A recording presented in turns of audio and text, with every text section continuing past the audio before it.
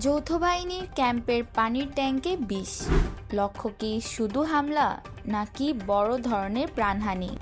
চট্টগ্রামের জঙ্গল সলিমপুরের এই অভিযোগ ঘিরে চাঞ্চল্য ছড়িয়েছে। চট্টগ্রামের জঙ্গল সলিমপুরে যৌথ বাহিনীর ক্যাম্পের খাবার পানির লাইনে বিষাক্ত রাসায়নিক বা কীটনাশক মেশানোর অভিযোগ উঠেছে সন্ত্রাসীদের বিরুদ্ধে।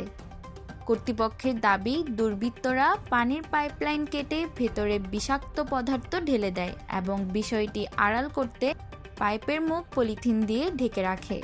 ভোরে পানি ব্যবহারের সময় অস্বাভাবিক রং ও তীব্র দুর্গন্ধ থেকে সন্দেহ হয় ক্যাম্পে দায়িত্বরত সদস্যদের।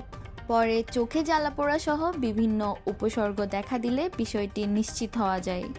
সবচেয়ে উদ্বেগের বিষয়, একই লাইন থেকে পাশের একটি স্কুলেও পানি সরবরাহ হতো।